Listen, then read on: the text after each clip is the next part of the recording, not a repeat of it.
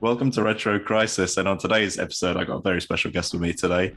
It's Cabin Game Fever. How you doing, bro? I'm doing really well, man. Thank you so much, and thanks for getting my name right. Because listen, it's my own fault. I've got about 15,000 names, so it's not easy for people to actually get it right. Most people are just calling me Cabin, which is fine. I should probably explain that for anyone out there who is wondering why the hell all my accounts are called Cabin something. It's because I actually have a cabin, and that's where my games room is. So that's the reason why everything's cabin related. Is it at the top of your garden or something? It is at the top of the garden. Yeah, I was very lucky. It's kind of been a real journey to get here, to be honest with you. It kind of began when I was a kid. Like my dad had a shed at the back of the garden where we grew up, and it was his office kind of thing. And over the years, I slowly kind of just moved in there and turned it into my space. By the time I was 16, he was out, and all my friends were in there. We had the turntables in there. We had, sofas and all games consoles. And we just lived in there. It was just a summer house. I eventually just moved my bed out there and was just like, I'm just living in shed, so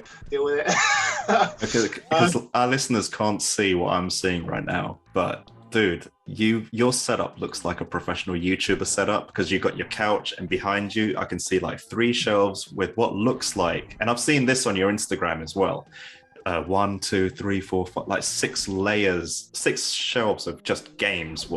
That is what I'm looking at, right? Yeah, to be honest with you, it doesn't look as impressive when you get close, because, well, you can see, but these shelves here, for example, what's dividing the layers is just bits of cardboard. I didn't even notice that. Because I realised that if you just stack games on top of each other, when you pull the one out beneath, the one on top just falls through the hole. So my ingenious plan was just cut bits of cardboard and strips and put them between. As it works. It looks nice to the eye from where you are, so that's the important thing. I can see you've got a tiny little sliver of Wii U games. That's what that bright blue is, right, on the other side of you. Yeah, that's the Wii U. I mean, does anyone have more than a tiny sliver of Wii U? Most of the Wii U's library is making its way over to the Switch anyway. I think a lot of youngsters probably don't even realize a lot of that library is ex-Wii U titles. I know, totally. It's hilarious. I had that conversation. I mean, I came to the Wii U late, to be quite honest with you. I got a Wii U because the person who had that Wii U basically said to me, I kind of want to switch. I don't play my Wii U. You like old consoles. Do you want a Wii U? And I was like, yeah, okay, fair enough. At the time, I didn't actually have a Wii. So I was like, oh, you can play both on that, can't you? So why not? Well, I think if you mod that Wii U, you'll be able to play GameCube, Wii, and Wii U games on it. Could do. I mean, I do have a GameCube, so... obviously, of course you do, yeah.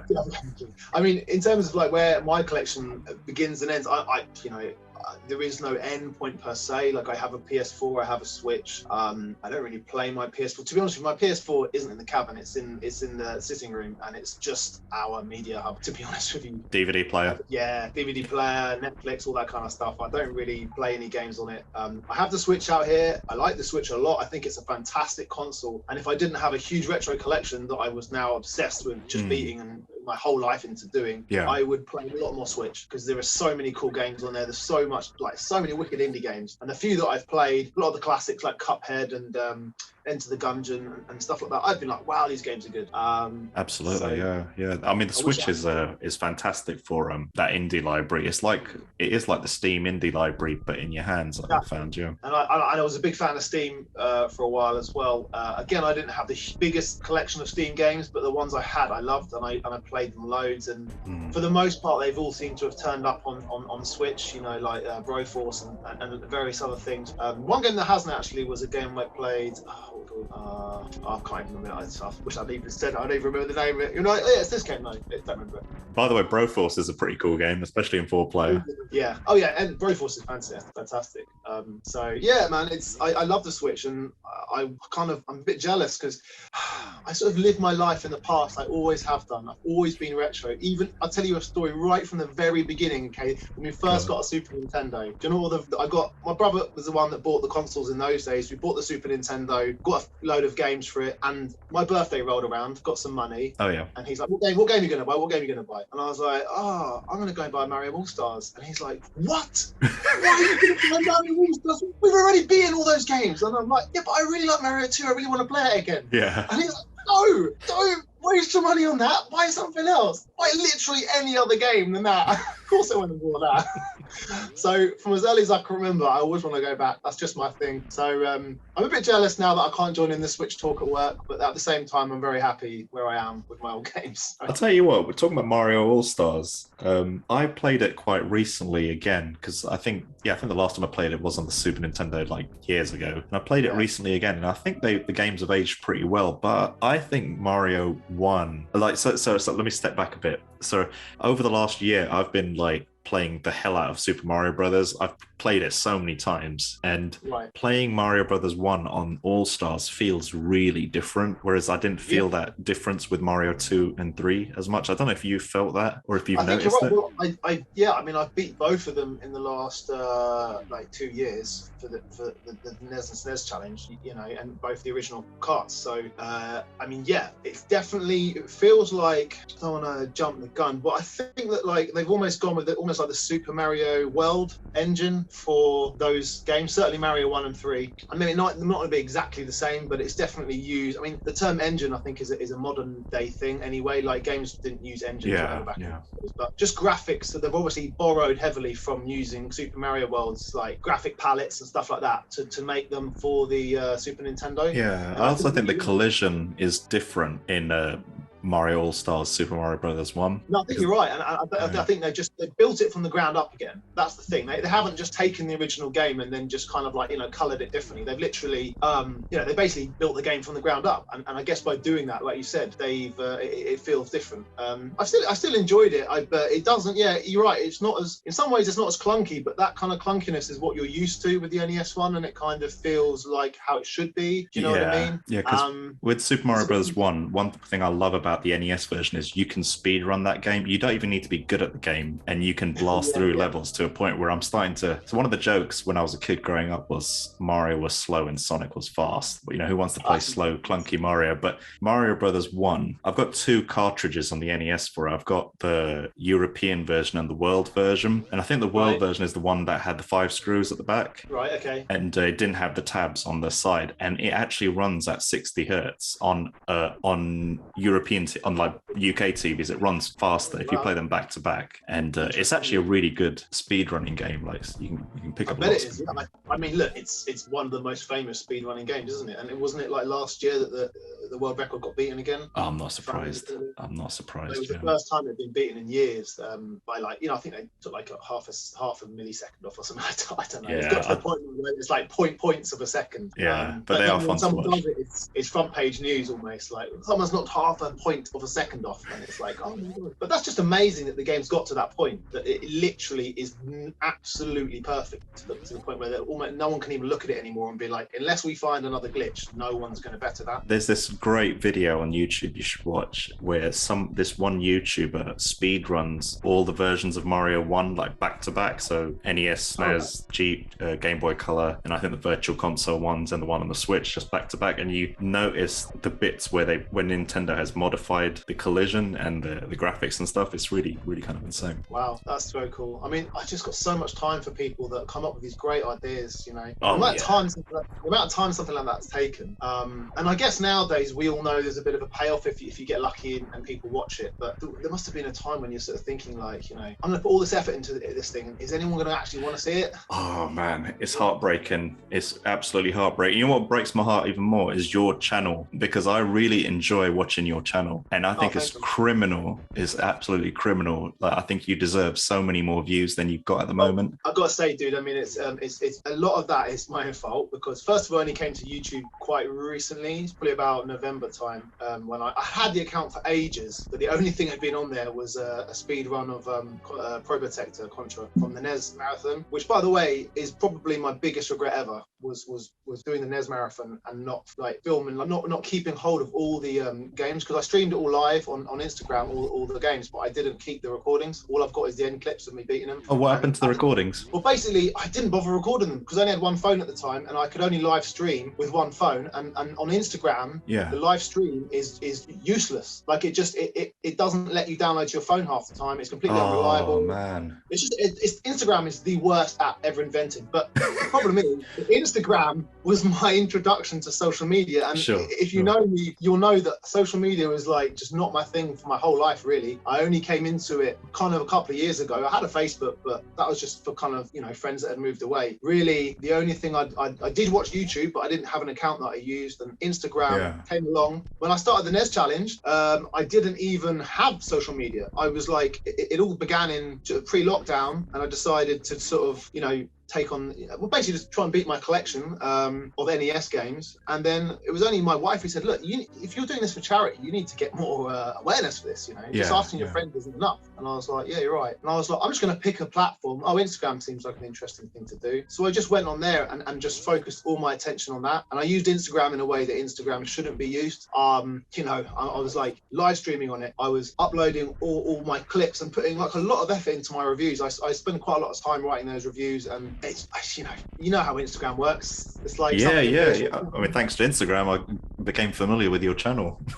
Well, I mean, yeah, I guess that is good for that. But I think for a lot of people, it's like, you know, they're sort of saying to me, I love your reviews, man, but half the time I don't read them because my feed is just updates while I'm looking at the picture and I can't find it again, you know, that kind of thing. And it's like, it's annoying because I'm just like, I'll put like, could spend like an hour or two writing those reviews, and then, you know, even the people that want to read them sometimes don't get to because of the way the app works. It's just, oh man. So just talking about effort and doing things sometimes you might even have an audience, but on Instagram they might not even be able to engage with it properly. So yeah. So how did that NES challenge even come about? Like, what made you want to raise money for charity, and like what was the genesis of that? The genesis of that was the Mexican runner. I mean, you like speed running, right? Have you ever come across him? No. So being totally honest, my interest in speed running only really started during COVID. Like, I mean, to be totally honest, Fair enough. I've not heard of the Mexican runner now. He may not be big in the speed running community anymore. I kind of had this real soft spot for it probably around 2012, 13, 14, 15, that sort of era. You may have come across Awesome Games Done Quick. I don't know if you've seen that charity event. No. But it's a kind of charity gaming speed running marathon, probably the biggest one that exists. I don't know if it's still going, but it was back then. It was a YouTube thing. They get all the best speed runners in one place, and they kind of do a live marathon where they you know, go through loads of different games, and they get all the world record holders to come and do them live. Yeah, it's all streamed. And, you know, it's a charity event. So I came across the guy there, and I think he was the world record holder for Battletoads and Battletoads Double Dragon, a few other games. And he started doing a challenge to beat every single NES game ever released. Exactly. So that is, I think 714. It's included all the power releases. Yeah, there's 700 and something. Like that. It took him 5 years. He became the first person in the world to do it. He's got the Guinness World Record for it, and he did it. You know, he did it all properly. He was on Twitch. Everything streamed live. Every single game is on YouTube. If you know any game you want to type, just type the name of the game, Mexican Runner. You'll see, and it's all unedited on YouTube. Yeah. And he was my inspiration, man. And I just thought, wow, that's amazing. And then at the same time, I was like, well, I've got, you know, every UK NES game, and I just thought, well, lockdown came along, and do you know what it was? It was Ninja Turtles. Yeah. Ninja Turtles, okay, a notoriously hard game. Yes. I was just like, damn it, I'm going to beat this game. So I just sat down, I kept on playing it, kept on dying, but getting a little bit further every time, beginning to work out some of the BS about the game, and being like, okay, I know how this game works. You got some nasty tricks, but I'm beginning to work them out, and I'm beginning to see, I've got my own tricks, you know. So and eventually I beat it, and I was like, damn, if I could beat that, maybe I can beat any game. Because at the time I was naive enough to think that was the hardest game on the NES. Mate, not at all. And Turtles was my very first game on the NES that I ever had, and that game is difficult. I remember, so I was a kid when I didn't complete the game as a kid, but when I finished the water level, it felt like such a monumental achievement. I felt, you know, like when you get the last bomb on the water level, the turtle kind of goes, okay, you know, it goes in that weird pose.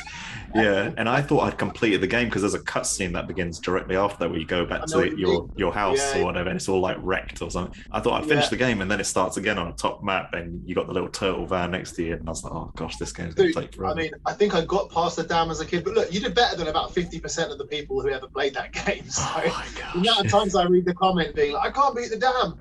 It's like, look, I couldn't beat the dam as a kid. I think I might have done it once, but just like you, I'm at the point where I'm like, okay, well, if this isn't the end, it must be really near the end. And it's like, no, actually, dude, that's, you know, we're like not even a quarter of the way through the game. That's about 20%.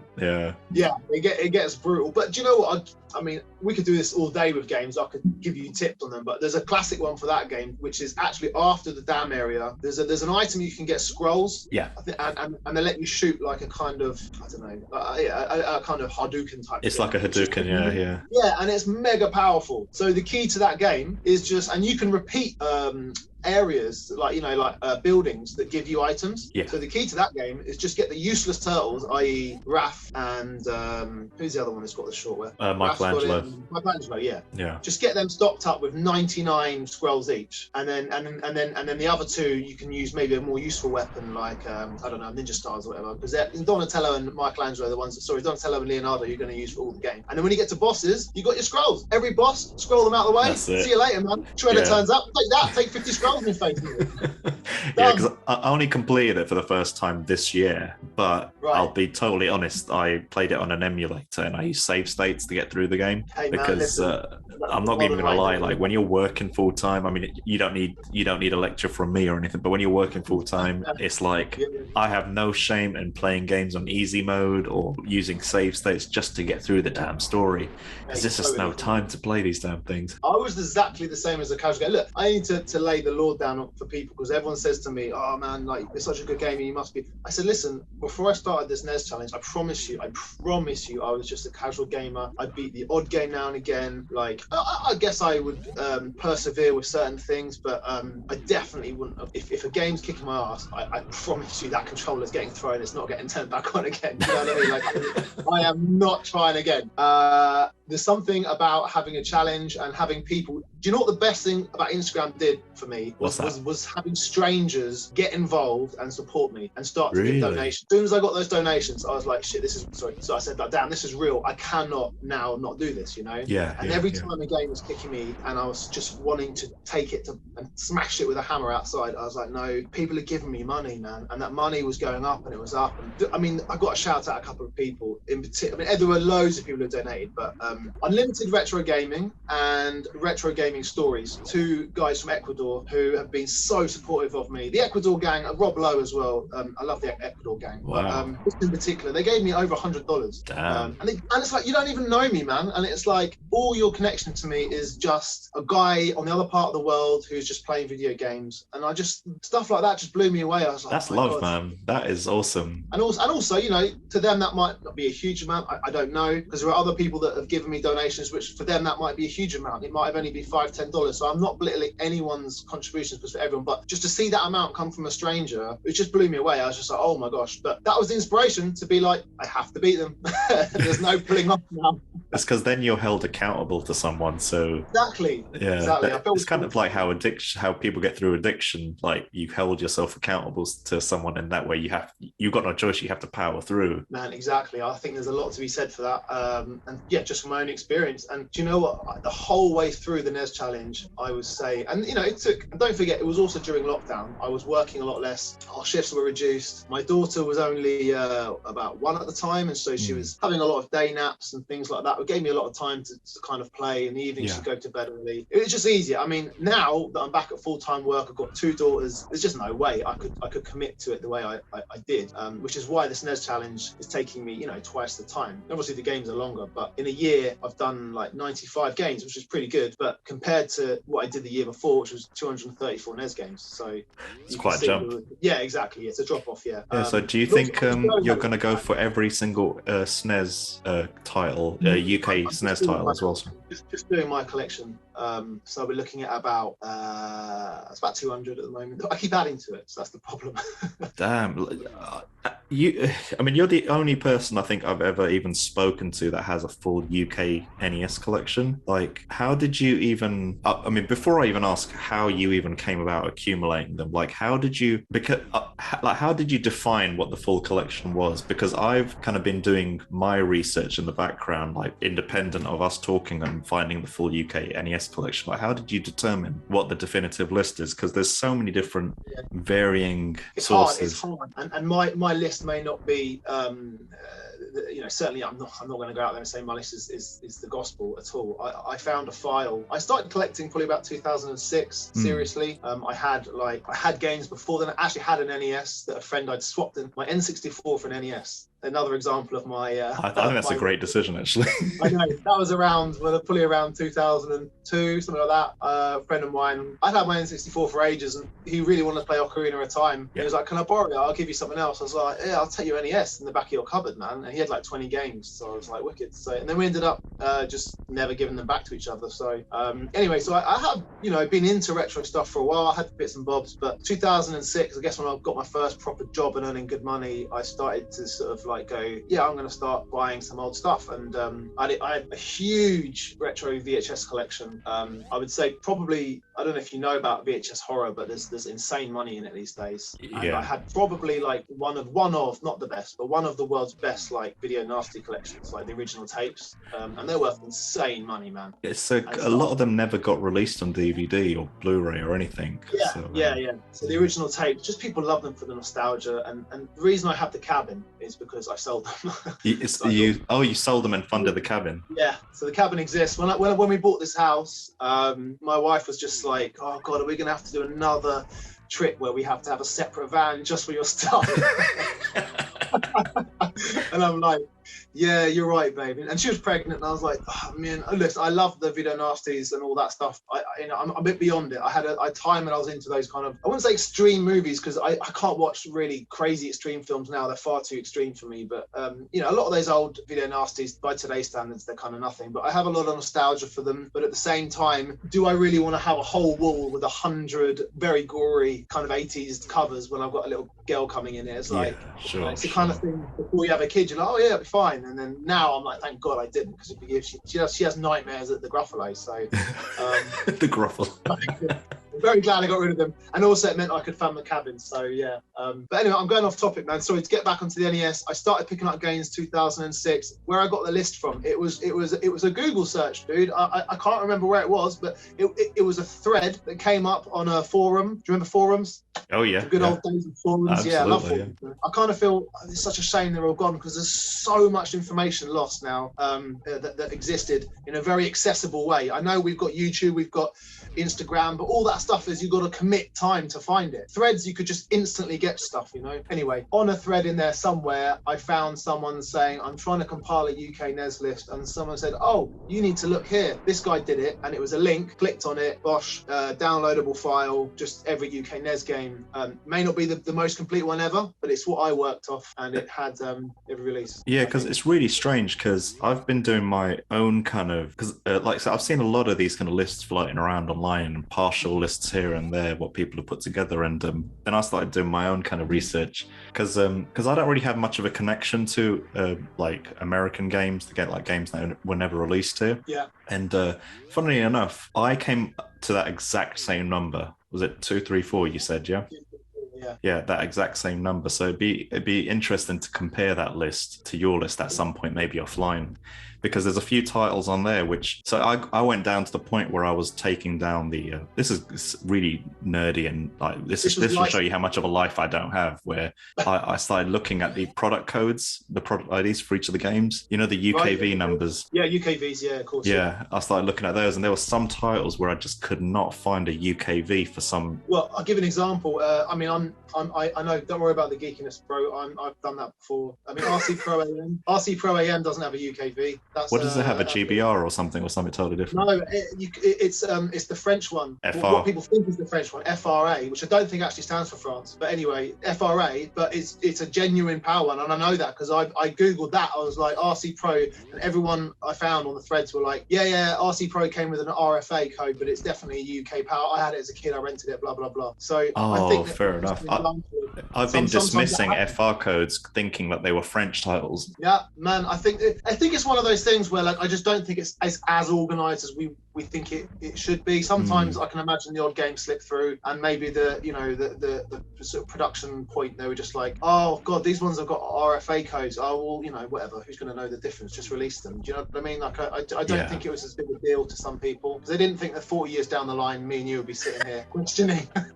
No, because Where it got really interesting is you'd find a box game where the cartridge had what I thought was a France code, but the manual had a UKV in the same box. It may well be the case, man.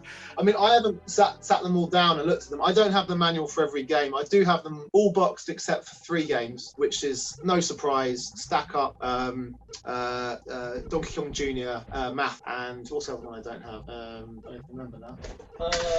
What is that? Oh, just those 2. Actually, Donkey Kong 3. Donkey Kong 3, obviously, not that rare one, but I needed to get it to finish off the NES Marathon. I didn't actually have it because I was trying to wait for a boxed one, and I had like 10 games left, and I was like, I just need to buy it, so I bought it. That's still impressive. Do you have Rob the Robot then? No, I don't have Rob. I played Stack Up without Rob. To be honest with you, even with Rob, you can just cheat, so there's no point. Like Stack Up is completely based on you telling the game that whether you've done it right, if you know what I mean. There's no it's just a nonsense game. Gyromite as well, you can play with 2 controllers, which definitely makes the game a hell of a lot easier. That's how I played it. I took it on easy one on that. I'm not going to deny. I took some easy wins with the NES. So I'm not going to deny. I did cheat. The only game I did cheat, and I need to say this every time people know about it, is Akari Warriors. If anyone doesn't know, Akari Warriors is without question the hardest game on the NES to beat. It is the most broken mess that exists, and it is an absolute nightmare. I mean, I played it for probably about 3 weeks, and I couldn't beat the first level, like solidly every single day. I'm talking like hours and hours. Like the levels are insanely long. It's just such a broken game. So the only way you can basically beat it, and there are a couple of people, Mexican Runner, who did it, and I know one other person who beat the game without using ABBA. What's ABBA? ABBA is if you die and you hit ABBA, you can continue. Oh, really? Not in the manual, which is why it's considered cheating, but it's just a thing because the people released it were like, this game's so broken, we're just going to give it a quick and easy way to continue. So do you pick up directly where you left off from, or do you start the level again? Start from where you left off, but here's the twist, and this is what makes it still extremely hard to beat. Just like the rest of the game, the code is also broken. So on the 4th and final level, it just stops working at random points. Yeah. It's usually near the beginning. So no matter how well you think you're going to be able to beat the game with ABBA, I promise you, when you get to the final level, you're going to have to learn that level perfectly. So that's what took me probably about another month. It's a shame you didn't have that recorded. I would have loved to have seen that because I've tried Akari Warrior and I turned it off at the first level. I did not like it at all. So. Absolute garbage, man. I mean, listen, it's one of the worst games ever. So I'll admit I took an easy road on that one. But if I ever meet anyone in person who's done that without, I would literally just bow down to them. Because even Mexican Runner, he said he had to use an emulator and play the game at super slow speed for like ages and ages in order to actually learn how to do it. What mechanics? It took months and months to do it. So I took a loss. I wouldn't be so hard on yourself, mate. I think I consider cheating if you're like using save states, like I've done that in the past like a million times, or if you're modifying the game code in some way. But if you're using something that is built in the game natively and it's there and the developers intentionally put it there to a degree, I think you can argue that it isn't cheating. It's there. You're not modifying the code or anything, are you? I guess so. I mean, I still think it kind of is cheating. I could, if I wanted to, I could, maybe one day when I beat the collection, I'll go back and do Akari Warriors, but I don't want to. There are some games that I just don't ever want to look at again. On the NES, there's quite a few. It's like I beat you, and if I ever have to see you again, I might literally beat you physically because I cannot actually look at you anymore. Like Dragon's Lair, oh my God, Gumshoe, High Speed. There's quite a few that were just without question like 10 out of 10 difficulty games. Did you complete You did complete Dragon's Lair? Oh yeah. Oh all my of them, goodness! For ages, I struggled to get past the first screen. Dude, that game is just, even now, dun dun dun dun dun dun dun. I mean, that music is in my head. Like I can just recall it instantly. It's quite near the beginning of the challenge, and it nearly pushed me to the point where I stopped because it came very soon after Snake Rattle and Roll, which I don't know if you've played that. Yeah. Is that the isometric one? Isometric kind of snake game. Yeah, I know the game. It's made by Rare. It's a beautiful game, great game, and because it's Rare, it gives you that full sense of security with the sort of like earlier levels being very manageable. But my my God, it's the last 2 levels and the final boss are just hell. So I did that. And then within the same week, I think I started Dragon's Lair, and I just thought to myself, I can't do this, man. I'm literally, it's not good for my health. It's not good for my health to get this stressed. I just can't cope. But that was the point where Instagram, that was probably around the point where Instagram made me realize, no, I've got to carry on because there's money coming in. People are really getting into this. So yeah, I hope there's a part of me that secretly hopes you'll someday go back and redo the NES games and have them recorded on your YouTube channel, just like as mementos forever. I am in the process, and it's going to take me ages because I'm terrible at labeling things, and they're all just dumped in one file. But I am in the process of editing together. I've actually started doing a talk through. I don't know if you've seen it on my YouTube. It's been up there for a while, but we're kind of going through every single game individually.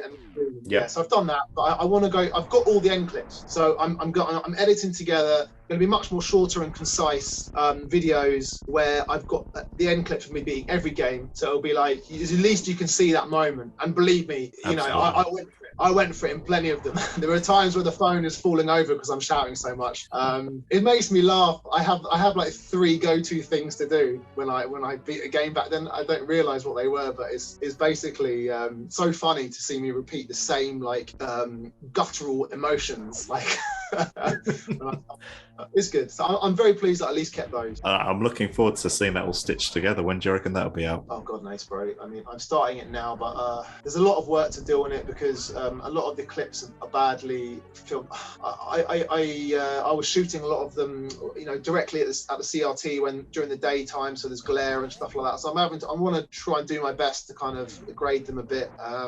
And there's 234 of them. You know, there's a lot to edit there. I also kind of want to, you know, I've got stills of the end screens that I want to splice in. I want to make a little graphic for each game. There's a picture of every game that I want to take on the shelf, to put that in, and also have a little blurb of just a very quick sentence or 2 of my thoughts on it. I don't know. I'm not going to do the whole thing in one video, obviously. I'll just do it probably like, you know, 10 games or something at a time. But I don't know. Watch the space. The problem is, man, I like playing games, and this is the thing. I like if I take my foot off the gas and spend time doing a YouTube video, I get like anxious that I'm missing out on beating SNES games, and then there's a voice in my head like, you got to beat the SNES games, man. I have the opposite way around, where I really enjoy making the videos and on YouTube, and I find on weeks where I'm just playing games, I make no videos, and I start getting really antsy about that, where I'm like, I feel like I'm not being productive, where it's weird. I feel like if I've uploaded a video to YouTube, I feel like that's such a massive accomplishment. I've done something useful with my life. But real effort into your vids, man. Like I've been watching Quiet Food the other day, and I was like, you know, there's a lot of diversity in there as well, which I like to see. That's so cool that you kind of go on different angles, different things, like trying out different things, I guess, trying to see what works. But it's great, and I wish I had the motivation to do it. No, I appreciate you saying that, man. It's like I've unlisted more videos than I've made, like, because I've had so many misfires on the videos where when you look at the analytics, like no one's watching it, or you can actively see the dislikes or whatever, and so I just start unlisting those. And but it's such a gamble with YouTube. You just don't know what's going to hit and what's going to waste your time. I didn't even know you could look at dislikes. That's not analytics. So I think I think you can see the dislikes on your videos, but the viewers can't see the dislikes. Right, okay. Oh, right, yeah. Because I remember in the old days you could see a dislike, but for everyone's mental health, they've taken them off. But except now, you can still see it as a creator, I guess, if you look. But I don't look, so that's good. Absolutely. You probably sleep better at night if you don't, yeah. Well, yeah. I quite like having this hands-off approach to it. And it's really nice of you to say so about, you know, wanting my account to do better. That's lovely, man. But I kind of don't worry too much about me because I'm always very good. Look, I'm a 100% or nothing guy. That's what I'm like. I've always been like that. Maybe that's why I did this NES challenge. I can focus everything into one thing, and that's what I'm doing. And when, like, at the moment, obviously beating games, filming them, reviewing them, I guess that takes a hell of a lot of time. And then on the top of that, I've got a full-time job, and I'm being a dad for 2 girls. Oh, absolutely. Yeah. And a husband, and it's like I haven't got a lot of time. And the YouTube videos, man, when you actually, a lot of people just don't understand this who don't make content, how long it takes. It's You know, exhausting it's so mentally. easy. If you could just whack a camera like this, I'm not saying this is easy, but I mean, and you know, you may well be doing editing on this, but you know, me and things I've done in the past, chuck a camera on, hit record, I can sit in front of it, talk for an hour, you know, chuck some clips in, that's not too bad. But when you're looking at like getting loads of cutaways and putting in graphics and putting in, you know, titles and making a fancy little intro and all this stuff, man, I'm like, oh, this takes so long, I can't even focus on it. No, but And that's no one one of the one of the things I really like about your channel. Just the rawness of it, how you literally point a camera at a CRT. Is that a Bang & Olufsen screen, by the way, that you're pointing I at? love the beautiful Bang & Olufsen MX7000. I thought it was, because that kind of glass panel over the screen is like unmistakable. Like I like the screen you've got, and yeah, you just pointing a camera at a raw CRT. You hit record, you play through the game, and then you hit stop record at the end. Like there's something really pure about that, and something really raw that I really like. I mean, I sat through like your entire Super Pro Protector video earlier on whilst I was working. Like I had it playing in the background. That was a one take wonder, but I mean, I know that game, so that's okay. You know what I mean? Yeah. I mean, I suck at Pro Protector or Contra, like flat out. And watching you, just I could see the patterns you were making, and as you were moving around the levels, beating the bosses and stuff, and it was fun to watch, man. That was the first Super Nintendo game we got as a kid, and it was Contra 3, I should add. My brother, even back then, was very keen. He was like, "Man, I don't want this Pro Protector stuff, man. We're getting Contra 3, and we're getting, you know, the dodgy adapter where you got the plug one on top and out the game in the back." Oh, yeah. You know? Yeah. We had quite a few imports back then. I can't remember if it still played it in 50 hertz. I think it did. So it's almost pointless. We had a PAL SNES, so we'd get the import and then we'd be playing it in 50 hertz. So. I think it downclocks it to 50 or something. Yeah. Exactly. Luckily, my PAL one's been modded, so I can play everything in 60. Yeah, I mean, like I said, that's why I'm quite good at that game. But not every single upload I put up there is the game start to finish. I mean, obviously, games that have passwords, you know, I'll take a break and come back to it the next day, and then just edit the video together. And I also, if I edit out a lot of continues, you know, if a game is offering infinite continues, I don't bother like showing you 3 hours of me failing at a level. There's just no point. It's just like, who wants to watch that? I kind of like mute half my swearing anyway because I'm so embarrassed by it. It's like you're not even getting the payoff of hearing me get really angry. Because I get so embarrassed listening to myself playing it back. I'm just like, you'd think that after 2 years of hearing myself being so childish, I would just not do it. But I can't help myself. I'm awful at just God, man, just losing my handle. But then I guess it gets. It's fun to listen. You lose your temper at games sometimes. Yeah. My temper is so short now with games. It's terrible. I'm like so addicted to just beating them. But all I want to do is pick up the game and beat it. And it's like, if I have to do it again, it's like, God damn it, you make me play it again. Fine. Do it 3 times. It's like by the 3rd time, I'm just on rage out central. And you could say, like, a lot of people probably hear that and be like, are you even enjoying it? And it's like, I do enjoy it. I do, believe it or not. I do enjoy games, even though I probably the most, if my channel was big, I'm sure the most popular comment I'd ever get is, God, why do you even play these games? You don't seem to enjoy them. And I'd be like, yeah, that's probably what I would say too.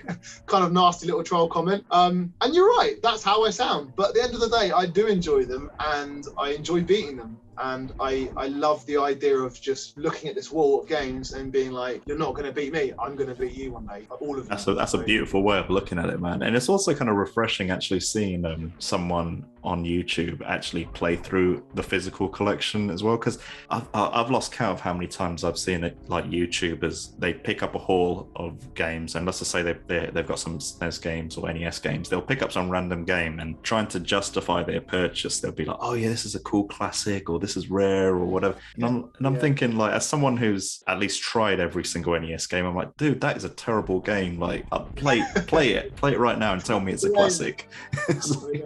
Skate or Die. So the amount of people I see keep showing that game up to me recently, I'm like, really? I mean, maybe in 2-player, but I'm like, is that a good game? I don't know. But I saw loads of people. Skate or Die. The title is great, but the game it's an awful game. Yeah, I know what you mean. I mean, listen, I'm a bit of an old school collector. When I was collecting in the early days, it was about, there wasn't this whole world of emulation existed, but it was very much like the illegal download ROM sites, and which I used as well. And I homebrewed my PSP, and that was my emulator. But at the same time, I liked having the physical things, because back then, having the physical thing, there was a big jump. There was a big difference to the ROMs on sort of emulators. You know, it felt very different. And over the years, that feeling has get closer and closer to the real thing, with more and more consoles starting to do their virtual console stuff, and it's got to the point now where it's almost, I guess, pointless for many people, because they're like, well, why would I spend so much money on these games? Because also they're so expensive now, and like, why would I buy that when I could just play the thing? So when I see people buy it and then not play it, I'm just like, all it is to you is just like a price tag, I guess, because you've bought it. It's like a status symbol or a trophy or a trophy. It's a trophy. That's the good word. It's a trophy which you can probably justify to yourself by being like, well, you know, I can sell it in the future for more. So is that as well? Yeah. Yeah, and I'm guilty of obviously buying expensive games. I mean, listen, I've bought some expensive games, but it's because I'm a bit of an addict, if you like, and I have my list of games that I want. I know I've got every UK NES game, but that was only the NES. That was the only system that I set myself a goal of getting every game for, because, like you said, I don't really want, you know, crap games. I don't really want them. I only want good games, or at least mediocre games. So with the Super Nintendo, that's why I'm not going for the whole library. I just was like, I've got my books, I study forums, I watch YouTube videos, I've got like Pat Contry's guide to the SNES and various other things, and I like to go through and just literally compile a list that's like my list of every single game that I want to play. And there is some brilliant games that aren't on there because they might be genres I'm not into, like some of the sports titles perhaps, or fighting games like versing fight. I love brawlers, but versing fighters, I'm not really interested in them, besides, you know, like Tekken and Street Fighter that I had as a kid. But pretty, you know, most other genres, I'd say I can look at the SNES and be like, yeah, I've got like every game that's from mediocre to great, and that's happy. And I don't want the crap ones. I don't need them. No. I think it gets more difficult. Once you hit the 16-bit generation, especially, that's when you start getting into the thousands of titles on a system. And one of the beauties about the NES was it's insane how few games were released in the UK compared to like America's 700 and whatever, you know. Exactly. Yeah, it just makes it a bit more achievable to actually purchase all of those. Yeah. I hope you don't mind if I open a beer.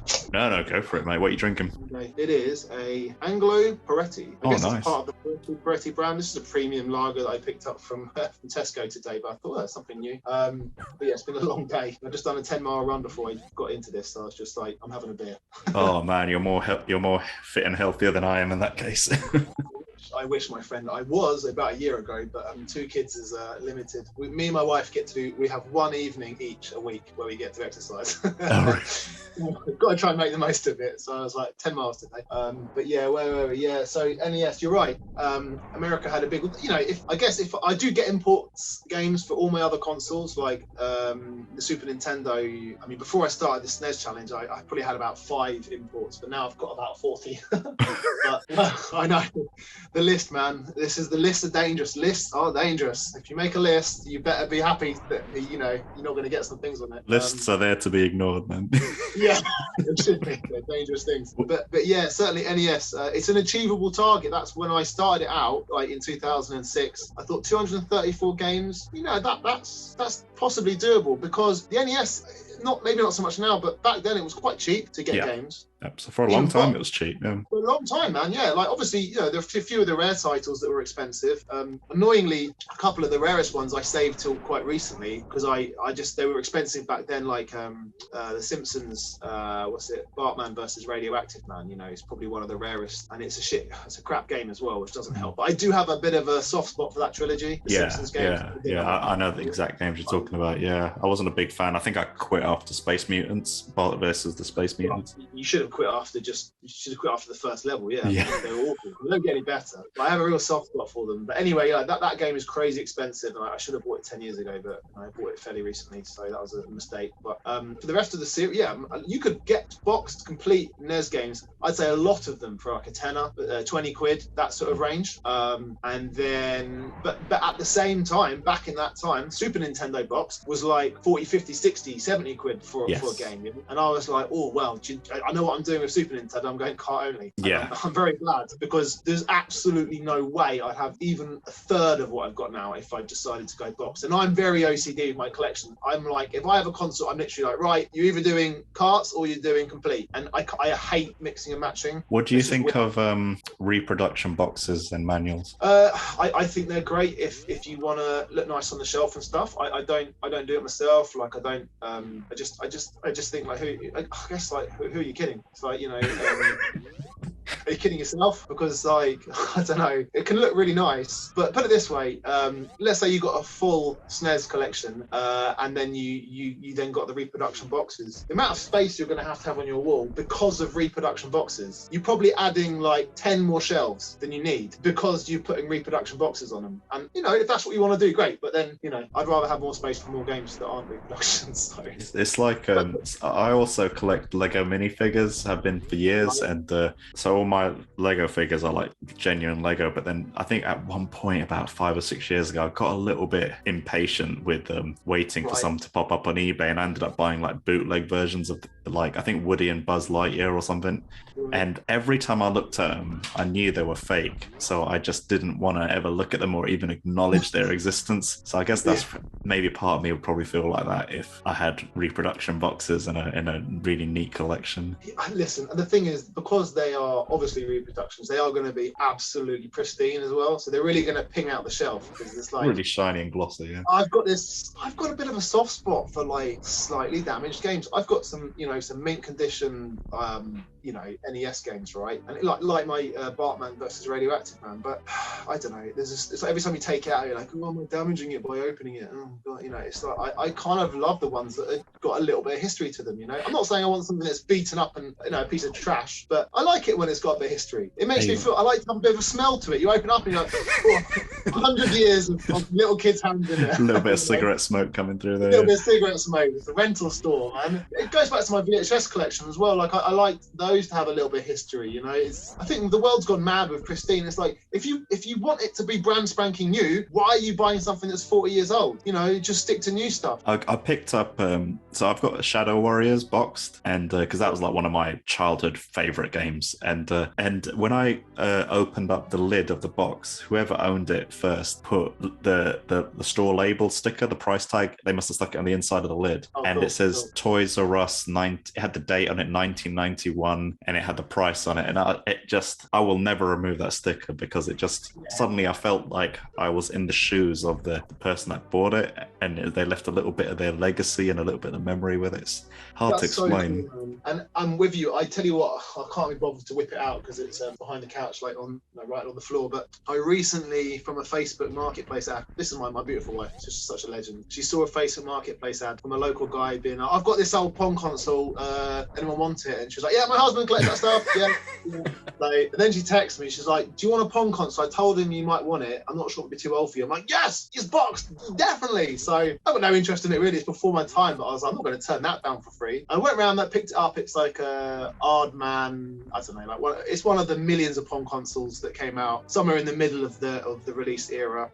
It's got a light gun with it as well, which is quite cool. Okay. Yeah, so it's kind of like Pong, but it's got like tennis mode. Like, it's just a bit like the Atari 2600. You've got various switches. You can switch them in different ways, and it resets the game in a different way. And one of them is a dot flying around the screen, which you can shoot at with a light gun. But you open the box, it's got all these peripherals and all these things, and oh man, the controllers, such beautiful 70s technology, like real analog, lovely movement to them. It's like a twisting thing, but it's so beautiful. It just goes to show you the quality that went into old stuff. Yeah. You know what I mean? Like, and nowadays with these cheaper plastic controllers, you put something with that, you can feel it. It's amazing. But what you were saying, inside there was the original receipt from Argos in like 1978. Oh my goodness! Another receipt from where she'd taken it to be repaired at an electric store, and it had even got the thing like Aardman, like a Pong console brought in, faulty switch, have replaced. It was just thank you for keeping that in the box, you legend. That's like back in the day, whenever our home TV used to, if the colours went or it broke or something, Dad would always call the TV engineer out to fix it. It wasn't like a matter of we're going to have to buy a new TV or whatever. and the guy would come back like the next day with a part and solder it in and whatnot. I love that stuff, man. It's such a shame. When I got my Bang & Olufsen, I'm a bit of a tinkerer. I'm quite happy to sort of soldering some new, batteries into a SNES game and, replace that. If I get a new SNES game, I'll always replace the battery and stuff. And I've actually, my telly in our living room, I've repaired twice. Because really, it went off. It's a mid 2000s flat screen. Is it a Samsung? Yes, a Samsung. And it was like it went, and I looked up online and I found a forum that was like, oh yeah, that happens because the capacitors blow, and they're just cheap capacitors. Just go and buy a replacement one for Maplins. So I was like, all right, I'm getting into soldering stuff. Took the board out. I could see exactly what they were talking about. It was blown. Maplins 40p. Soldered a new one in, working for another 10 years. It blew again, a different one. So I replaced that one. I got another like 5 years out of it. My wife's like, please don't repair it again. I want to get a new telly. That never happens. Right. And I'm like, babe, I've spent like 58p and I've replaced it and it's got another 10, 15 years out of it, But I don't recommend it. I mean, it's kind of stupid because I can do the soldering, but at the end of the day, it is dangerous, especially TVs. Some of the caps on there carry a hell of a lot of whack. Not so much in the LCDs, but that's when I got my Bang & Olufsen. I knew where my limit was. I opened it up and I had a look inside and I thought, you know what, I'm not going to mess with this because there is some crazy volts coming through this. The thing though, CRTs, they could kill you, literally. Oh yeah. They could fry you. And I've got the 26-inch one, so like the power that's coming through that is massive. So yeah, I actually found London's last CRT repair guy up in Finsbury, I think. He told me he was, and he called Zen's Electronics. I want to give him a shout. He's a real nice guy. But I'm down in Surrey, so I had to drive basically halfway across London with my CRT when I first got it. It was fine. It just needed I printed off online a guide for all the caps that would go on there that were common from like the Bang & Olufsen website. And I just gave it to Zen. I said, look, these are all the caps I wanted to replace. The start switch is broken, and you're right. We discussed it on internet beforehand, and he said, yeah, sure. So and he did it. Recap the whole thing. And oh man, hopefully you get a good few more years out of that thing then. Yeah, so I'm hoping for at least 10 more out of it because it's fairly late model CRT anyway. So I might cry when it goes. I love it. I love that thing. Mate, one of the things that terrifies the hell out of me because I've got a little Sony 14-inch Trinitron. Sorry. It's not as sexy as the Bang & Olufsen though, but it's like what breaks my heart is one day in our lifetime this technology will go and they just don't make the factories for it anymore and you can't buy them brand new or anything. No one, there's no startup, there's no Kickstarter project, there's nothing out there that's going to get anyone doing this. It's insanely expensive. You need a factory to make this stuff at a price that then is affordable because of the amount of it's only if you're making it in mass that you can afford to sell it at a reasonable price. You know what I mean? No one's ever going to do that. You're looking at thousands and thousands. It's awful, man. Yeah. And do you know what kicks me down the most is that working in TV, and I'm not going to say where, but just for the sake of the companies I work for, I don't think they want me to talk about that. But I've worked in TV all my life, and it's like the amount of I was in TV for the original analog days, the end of analog, and the turnover to digital, right? Yeah. The amount of gallery refits that I've seen over the years where CRTs have just been chucked, and I just didn't jump on it. I'm talking about professional grade CRTs, the stuff that everyone nowadays look at me with my 5, professional Sony monitors. Man, I've chucked thousands of PVMs in bins. I've been part of it. I could have literally gone in there and been like, oh, can I have all 50 of these PVMs? Oh man, dude, it just kicks me, man. You would have paid off your mortgage by now. I know. I mean, to be fair, a lot of them probably had burn-ins from having channel graphics in the same location for 30 years. But nonetheless, I bet a load of them are salvageable. Yeah, I was going to ask you, with I've never seen a PVM or a BVM in action. Is there a noticeable difference that you've witnessed firsthand? I've never played a game on one, so I can't tell you. You need a comparison, but I mean, certainly in a gallery environment in television, if you're grading picture signals, there's a huge difference between. We still, in most of our galleries, even now with the digital output, we still keep a CRT in the technician's corner, the one who's doing the lighting. He'll still have a CRT grade monitor, and there's a reason why he has one and no one else does in the gallery. Everyone else is using LCDs, and the difference, no one trusts their monitors. The directors, no one will be they'll just turn to him and be like, "Is it okay? Because it looks crap on mine." And then he says, "Yeah, it's fine." Do you see what I mean? Really? Yeah. So this is the world we live in. It's like CRT. The technology is better. The dynamics, the contrast, everything is better in those things. things. And I don't think even with the most expensive screens now, I still don't think they're a comparison. If we could put a 4K signal into a CRT, I don't know, it would look a lot better than flat screen. Interesting. Okay, I had no idea. Oh gosh, what's going to happen when the last bulb or the last tube explodes in one of these things, man? I guess we all accept a downgrade in quality. Well, certainly from television output, because I mean, look, a lot of galleries don't even have them, but the places I work still do, because they are respected as being a better monitor to sort of grade off. And equally, you know, Tektronix are the company that make things like waveform monitors. I don't know if you know them, but it's, you know, similar. You can have them in sound and vision, but a waveform monitor is just a way of, you know, monitoring picture signal. And those are always CRT displays, even though they're only like, you know, 4 inch or whatever. But yeah, because I saw this video on YouTube a few weeks ago where they were comparing a modern. So they still make the PV those professional video monitors, but now they're like LCD flat panels as opposed to CRTs. Yeah. And they were comparing the image to both of them, and they still, even though these are professional grade flat screens, they don't compare to the CRTs in terms of image quality. The technology is just not the same. I mean, the difference is that you're physically drawing each line with a CRT, right? And so every single line you're able to put the detail into that line. With an LCD, the image is one flat image, so you're always going to have bleed. If you want to have a light part of the picture and a dark part of the picture, the light part is going to bleed into the dark part. You know, at one extreme, it might still be black, but in the middle, where the white meets the black, where the original picture has white ending, there's going to be bleed over into the black part of the picture. Do you know what I mean? It's just you can't avoid it. Yeah, that's the so the flat panel has zones that are lit up, like it's like, I think I know the thing you're talking about. Some of the more modern kind of OLEDs and whatnot kind of, I think, eliminate that issue. Do they? Right, okay. Yeah, I think the more, I forget the term, there's a term for it, but local area dimming or something it might be called. I might be wrong. Ignore me, I'm probably talking garbage now. But I don't listen, I'm not a super tech guy on this stuff either.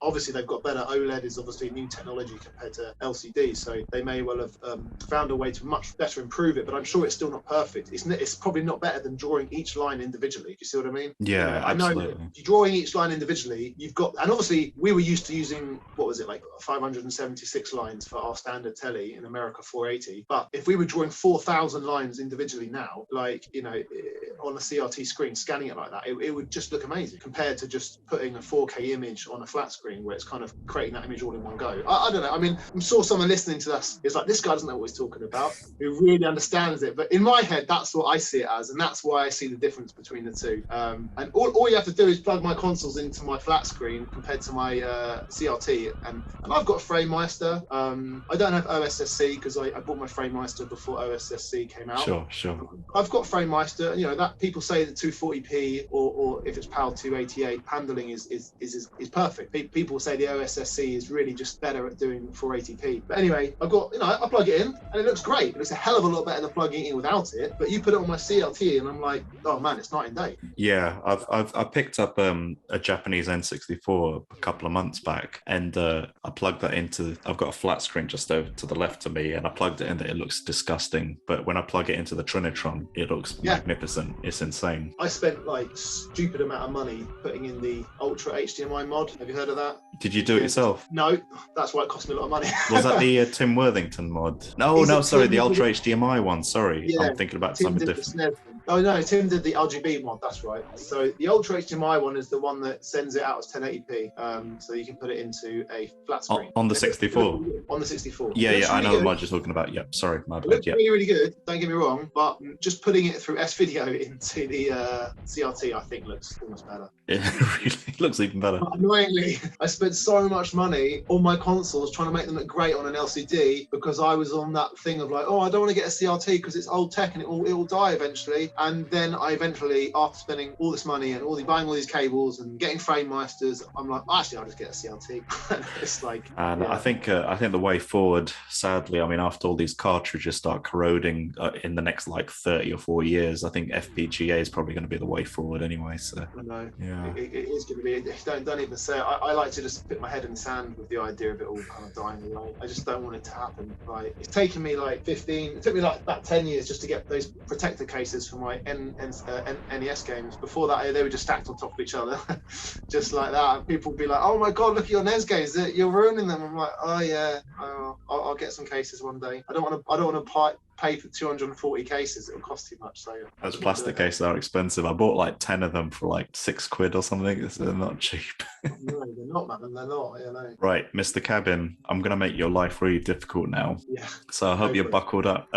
Right, so you've been sent to Mars, and you're gonna be there for 6 months solo, and you're the first man to be sent up there. NASA's putting you on a very special mission. Now, in your downtime, you're allowed to play video games, but the payload of your rocket only allows you to take 3 consoles and 3 games for each one of those consoles. Now, you can pick consoles from any generation you want, but you're only allowed 3. Tell me the first console that you will take with you. Okay, well, I guess it's no surprise, maybe a little bit of a surprise, given that I started my challenge with the NES, but I'm actually going to take the Super Nintendo. Okay. Rather than Nintendo. Take the Super Nintendo. I'm gonna take the PlayStation 1. Right, yeah. And maybe a surprise to some. I feel like I should give some Sega love, but I'm gonna take the PlayStation 3. Just gonna surprise me. Okay. Yeah, that's a curveball, isn't it? Interesting. Okay, all right. So we'll eliminate backwards compatibility from this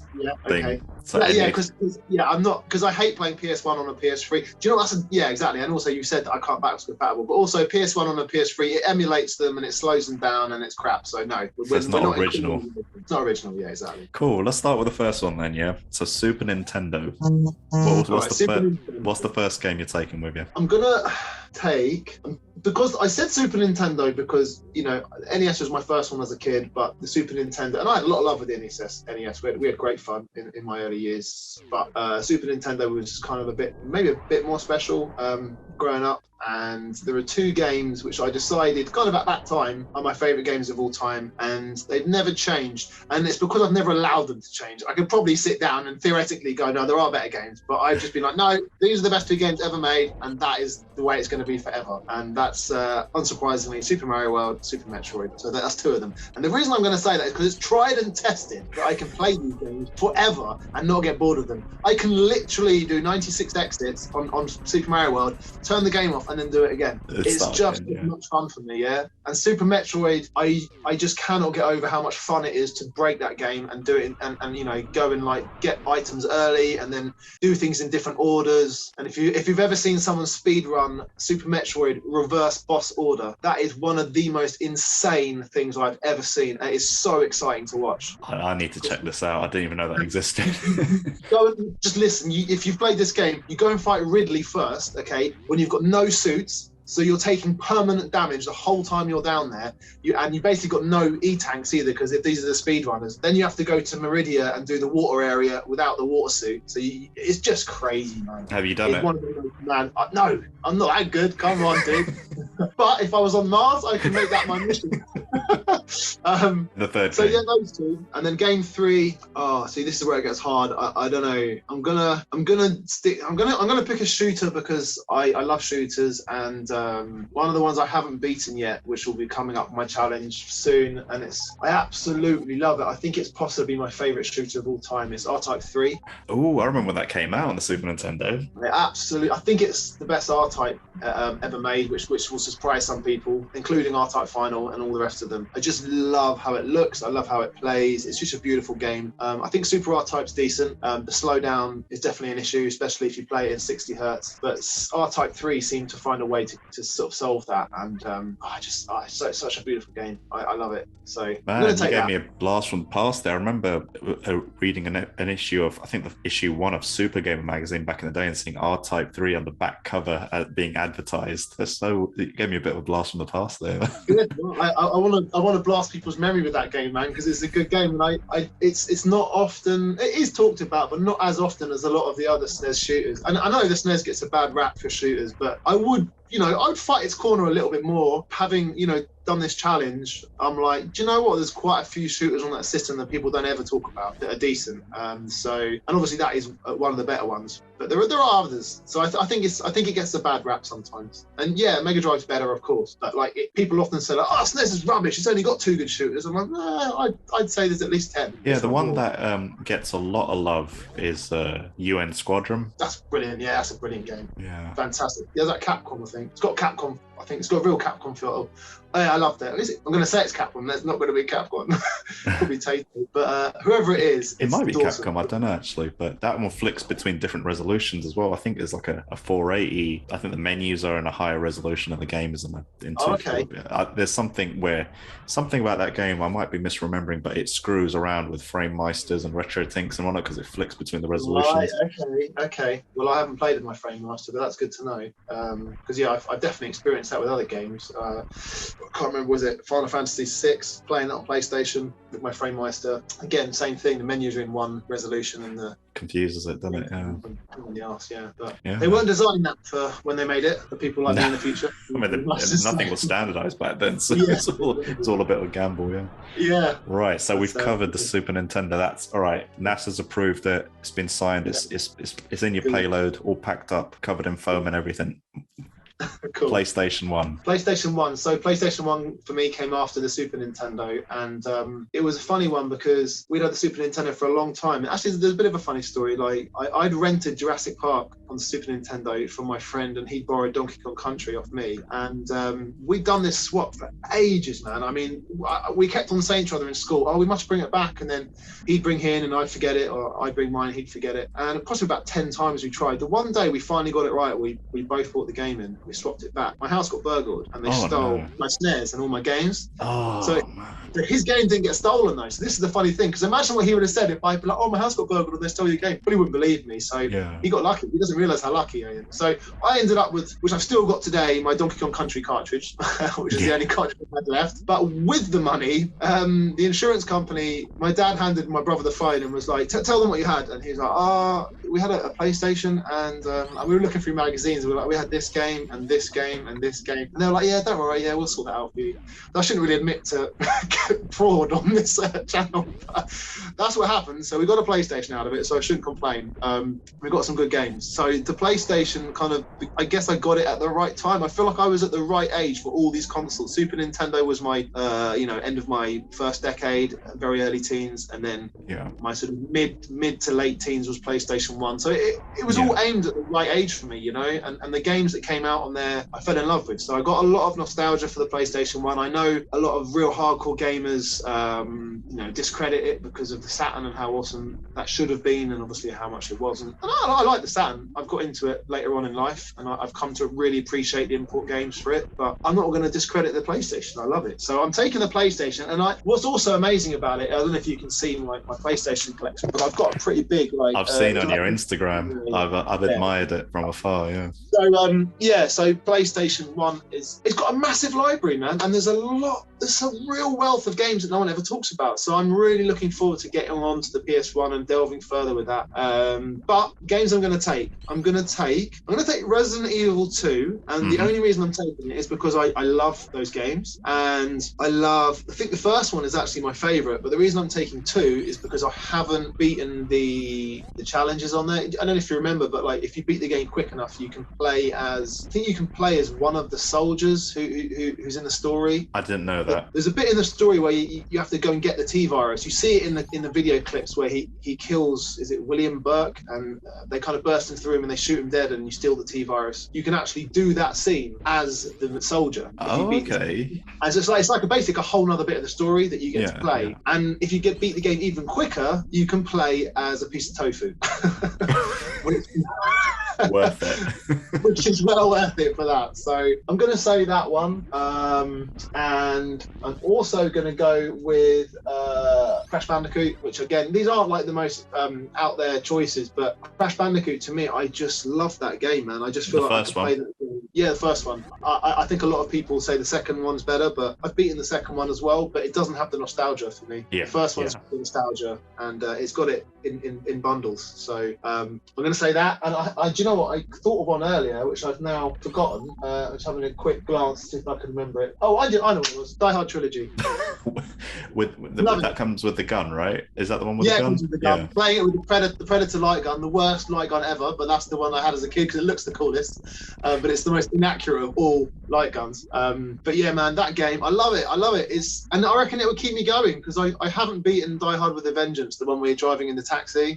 Which is aged horribly. But I want to beat that one day, and I've beaten the other two. But they're great fun. It's just this Mars mission with the PlayStation. It's like I've got a bit of challenge, and also I've got games that I know I'll enjoy playing again with SNES. The PlayStation one is all nostalgia. It's all nostalgia. Fair. When I miss home, and I miss my wife and my kids and my family, and I want that little heart-throbbing nostalgia moment, get the PlayStation, chuck on Die Hard Trilogy, I feel better. I remember playing Die Hard Trilogy for the first time on Demo 1, you know, that disc that came free with the PS. I love those, man. Love those. It was only ever the airport level on Die Hard Trilogy, and I remember getting through that, but using the D-pad.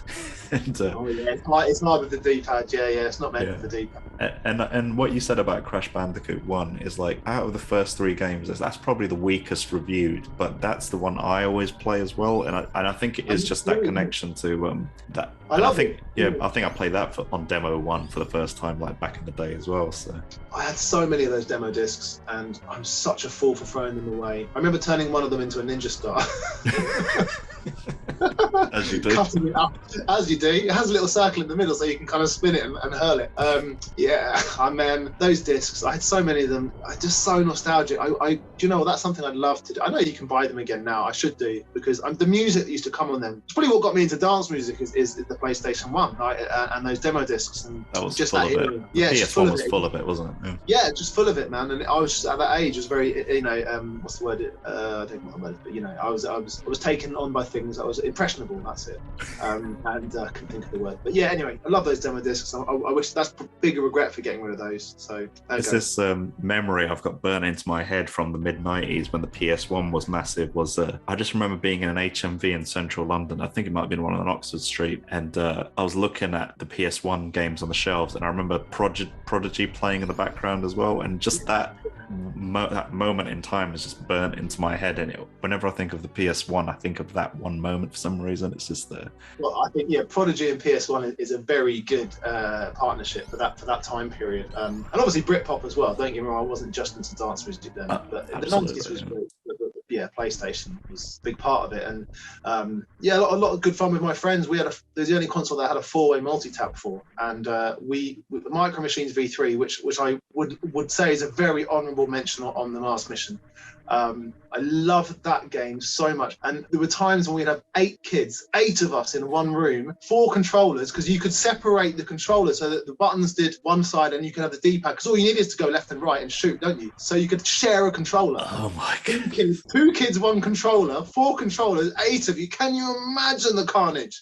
Oh, that's insane, because like those Codemasters took it to the limit on the Mega Drive as well, with the J-Cart, where you could plug the controllers, the 2 additional controllers, into the cartridge to make it 4-player. Wow, didn't know that. That's amazing. Have you not seen them? I don't think I've got it on the Mega Drive. I don't think my one has that. Yeah, because there's 2 controller ports on the actual cartridge. No, mine's just a sort of standard plug-in one.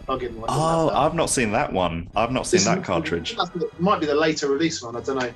I came free with my Mega Drive. So anyway, love that game. Love it.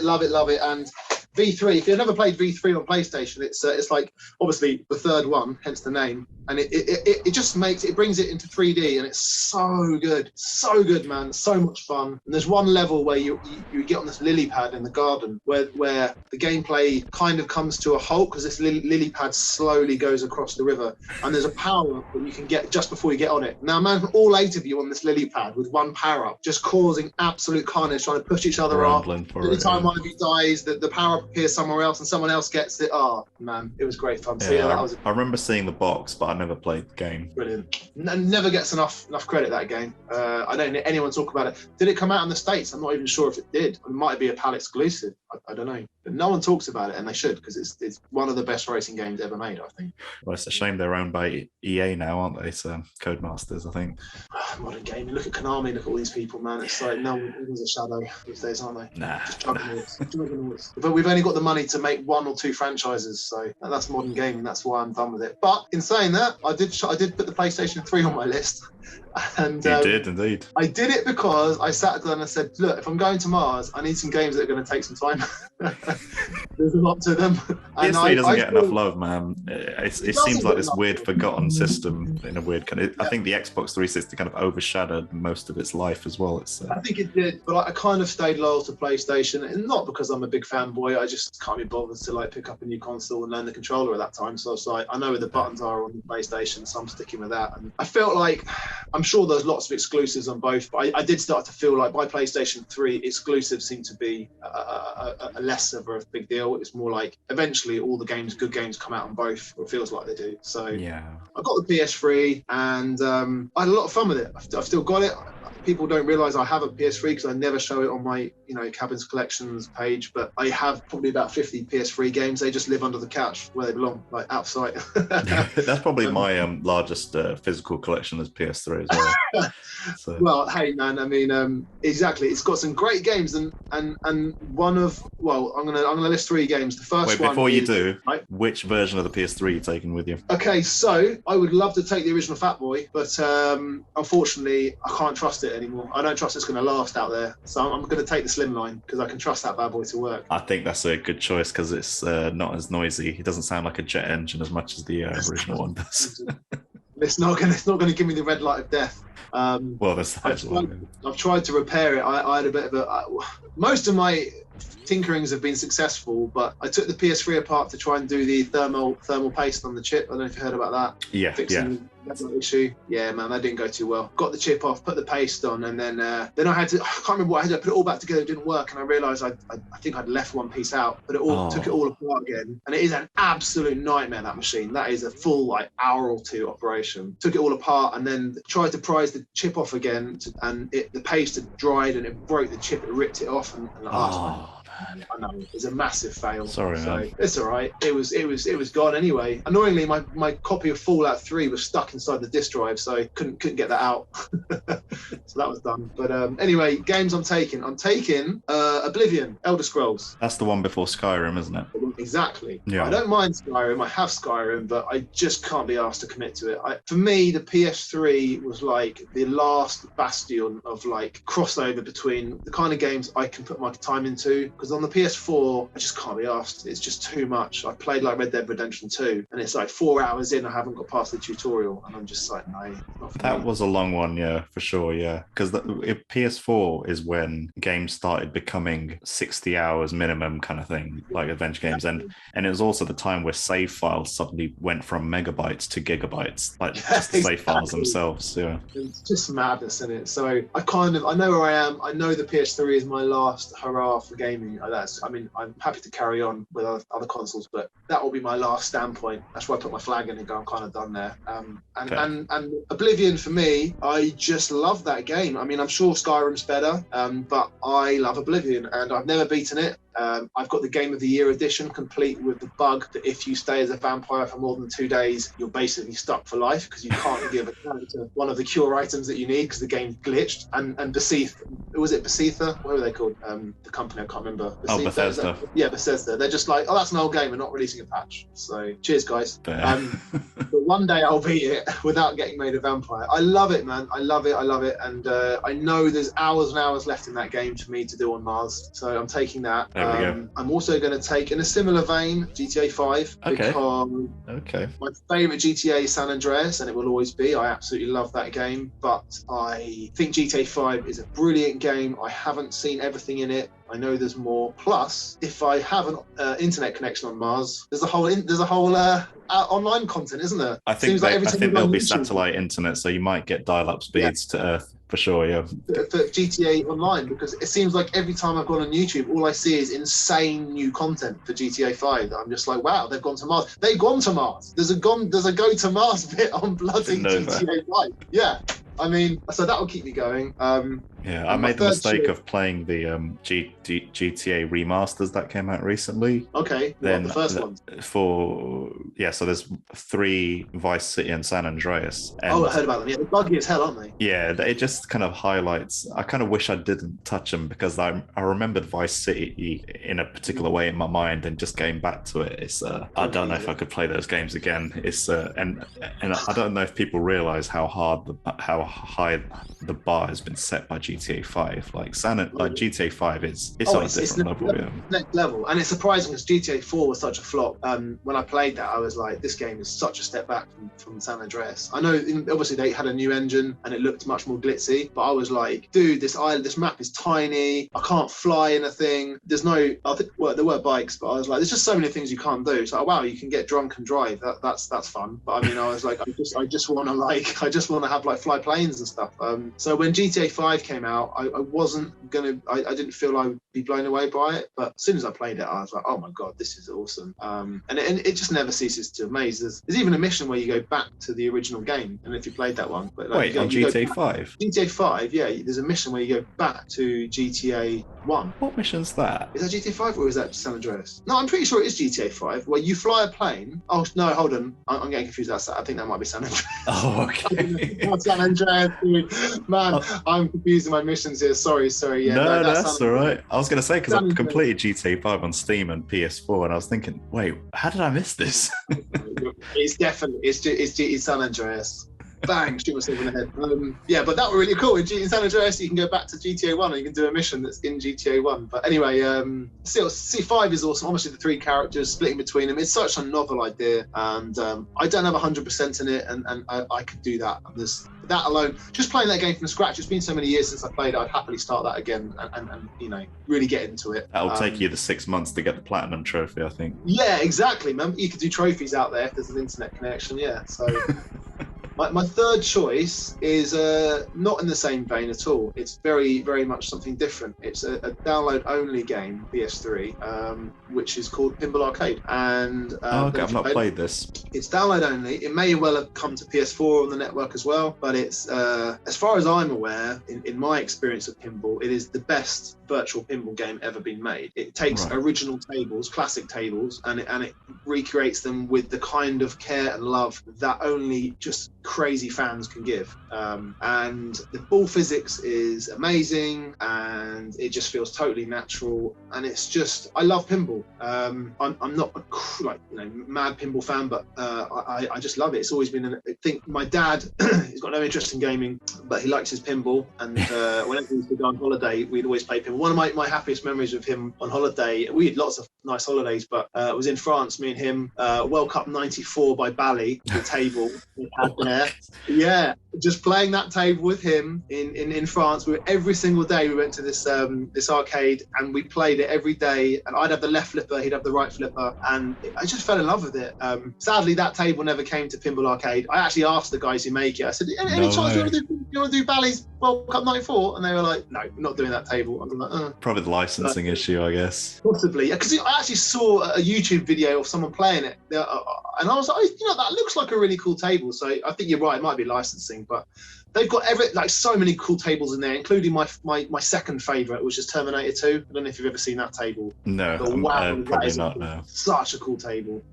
So yeah, I'm going to take that, because you can't really get bored of pinball. If you like it, you can just carry on forever, because you just can get a higher and higher score. So one of my guilty pleasures is Pimbot on the NES. That's a rare game, I think. Man. Yeah, that's a good game. That's the good one. Don't play high speed. Don't play high speed. No, I'm with you. I'm in total agreement with you. Yeah. High speed's also a very misleading title as well.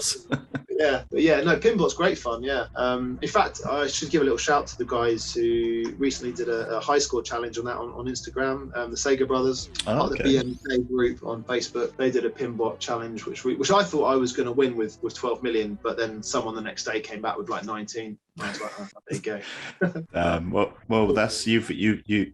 All three of your console orders with the three games, that's 9 games, have been approved, and they're in your luggage, and you can collect them when you land in the terminal at Mars. Great. And I get there and it's a bloody LCD flat screen. No, no. You got the wrong luggage as well, or something. Yeah, they sent me the wrong cables.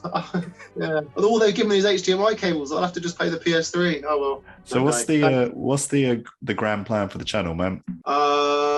Well, I'm going to finish off the SNES challenge, and in the meantime, I hope to get a bit more content uploaded to YouTube. That's other things too, but I am going to focus on the SNES challenge for now. With the two, with my girls, I've got a 1-year-old and a 3-year-old. It's as anyone who's got kids, they know that age is just the maddest age to have them. So it takes up most of my time. So, but when they're a bit older, the SNES challenge is done. I am going to carry on doing games, beating them. I will go onto Mega Drive and Master System. And PlayStation. I'm looking forward to that. Don't worry, guys. It's all coming. I've got Saturn. I mean, my Saturn's not going to be the longest videos because I haven't got that many games and they're so expensive. There's no way I'm like gonna, build my library on that. But I will do them. But anyway, it's all gonna come. But I think I have to start doing some more content for YouTube. That's other stuff too. People are always saying to me, do some videos with your games, talk about games, show us your collection. Best games on this system, top 5 of that, new pickups, all that stuff. But I'm just like, look, everyone's doing that, man. And it's like everyone is probably better at it than me. And I don't know. I'm just lazy. I'm just lazy, and I feel like if someone else is doing it, I don't want to do it. That's me. I'm just like, I want to do something that no one else is doing, and if no one likes it, fine. I tell you what, mate, I would absolutely love to see a top 10 NES games from you, especially considering that you've actually played the games, because I'm kind of sick and tired of people's secondhand opinions on what their top 10 games are, because everyone says the same old games, but as someone who's actually played them, well, I don't know how different it would be to the common top 10s, because but what I could do is the top 10 and maybe the top 10 hidden gems. I don't even like that term's become so cliche, but like I could do that because there are so many great games. I could do great games that you probably don't know of, for example, but would they be the top 10? Probably not. I think my top 10 might have a couple of surprises, but it would probably be the usual stuff, because at the end of the day, the usual stuff is just that good. That is a fair point, yeah, because I with that list of 234, I put them all in a spreadsheet and I ticked off the ones that I kind of had felt a connection to, and it came down to about 35 games, I think. Right. And the other 200 odd were kind of games I would happily never play again. Hey man, listen, once you put the time in, I can find the love in it. There aren't many in that collection that I would say I absolutely hate. There's a few, and don't get me wrong, some of the hardest ones I hate because of the fact that they made me suffer so much to beat them, and for that reason I hate them. But like, there are some games in there like Spider-Man, for example, by LGN. I can't remember who, but my God, is that a bad game? That is one of the worst games ever made. It might even be one of LGN's worst games, which is saying something. And there are others that are just on that level of crap. But for the most part, like even the games that at first seem terrible, once you learn their tricks and you learn how to actually play them, they're quite enjoyable, and often they become quite easy as well. That's what people don't realize. It's like old games seem hard because you don't get the hand holding, you don't get the tutorial, you're just thrown in the deep end, and you can die on the first guy and be like, what, the first guy beat me, this game's impossible, screw it. But actually, if you stick at it, you learn that, okay, well, if I just do this, I can manipulate the game. Then you can often beat the whole game. so sometimes absolutely, yeah. So, but yeah, I will do some more stuff like that. I really want to, man, and I am going to do it. And I guess something like a top 10 would be quite easy to do. So I should just do that. You're inspiring me. If I do a top 10, it's because of you, Retro Christ. So you can say that, man. If you do one, I'll do one, and I'm going to shout your video out. We'll do a challenge to each other. Don't worry, I'll be plenty of plug-in. But that is another thing I'm not very good at in general, is the social media game. I wish I could just be better at it, because I try, but there's just so much content to keep on top of, and I'm terrible for like I said before. I only want to make content that I like, or that I only want to make content that I'd want to watch, if that makes sense. Absolutely. So totally. Yeah, and I know a lot of people who kind of, I'm going to go try this, I'm going to try and do that, and see if it all works. And sometimes I think, I've said to a couple of my friends who are into it, like, never lose touch with making stuff you want to do, because I think if you start making stuff for other people that you don't even want to do, and then if that doesn't work, you're just gonna like hate it, and you're gonna resent it. And obviously we all know the idea of not chasing the numbers, because there's no point in that. But if you're starting to do stuff like that, you are essentially chasing the numbers, because you know what I mean, you chase the numbers, that's what you're after. If you just make content, man, no one watches my channel. No, Instagram is my hurrah, like, you know. And to be honest with you, even Cabin SNES Fever, which is the account that I love and the account that I put all my reviews on and my gaming, that's now subpar to my other Instagram account, Cabin's Collection, which only started because people nagged me constantly. Oh, you've got so many games. Please take some photos of your games. I'm like, for Christ's sake, fine, I'll start another account. And then I did the thing I didn't want to do, which was take photos of games on shelves. That's the thing I didn't want to do. I didn't want to do that, man, because I'm just like, everyone's doing that. And then what happens is that account goes mental. And within 6 months, I've like quadrupled my numbers on the other account. And I'm like, oh, now I've got to do it every day. And I do like doing it, don't get me wrong, but sometimes I feel like it's a bit of a chore, and my games room gets torn apart. Constantly having to take these consoles apart, unplug them all, get fancy photos. Oh, I've got to stick this controller with some blue tack and get this game out and put it. And everything just ends up on the floor in a pile. And don't change what you're doing though, man, because that's what I think makes your channel so special. I mean, I'm a big fan of the Game Fever, the Cabin Game Fever channel, where you upload all your playthroughs, because I think something like that's like a resume almost. These are all the games I've completed. You know, like, that's just awesome. That's how I wanted to keep it, and that's why people were nagging me. That's why I set up another account, because people were like, "Oh, I'll do it." And I said, I don't want to like dilute this channel. This channel is like raw. It's like literally, if you want to come here. And I've had people message me, which is so nice. This is what keeps me going, is that, you know, I could go a month with just likes and that, and it's always just generally the same people, so I know they obviously like it. I've had some people who have followed me from the very first NES game, and they're still liking my stuff now, and it's amazing. I love those people, and you know who you all are. But occasionally I'll get the odd message from someone who's like, oh, I just found your account, and I've just spent the last half an hour just going through and reading your reviews. They're awesome. I love it. And I'm like, do you know what? You've just given me energy to do this for another 3 months. Like, your one is enough, man. That's enough. And so when the whole Cabin's Collection thing came along, I was like, I don't want to like dilute this channel with just millions of photos of games. I'll do it on another account, and I'm glad I did. Although it is annoying because no one knows what to call me. But yeah, that's why I did it like that. In my head, it made sense. From an outsider's point of view, in terms of building a name, it makes no sense. It's like the worst thing you can do is have multiple accounts. But it works for me, and I'm not changing it, because I want Cabin SNES Fever, which will annoy everyone and do the other thing that you should never do: change your name. I'm going to become Cabin Mega Fever, and then I'm going to become Cabin PS Fever. You know what I mean? Because I was originally Cabin NES Fever. People don't know. It was Cabin NES originally, so it's not changing, my friend. I'm going to do things differently. I'm breaking all the rules. That's what they're there for. Cabin, man, thanks so much for jumping on this video. I've really enjoyed it, and I absolutely love talking NES. Cheers, I think we could do like a follow-up video where we literally just talk about just NES games and nothing else. That I would love nothing more, to be totally honest. You pick a console, I'll talk forever. That is, we're all good. You're never taking any time out of my day. Sorry, you're never causing me any harm by doing this stuff. I love it, and it's so nice to chat to you. It's been really good fun.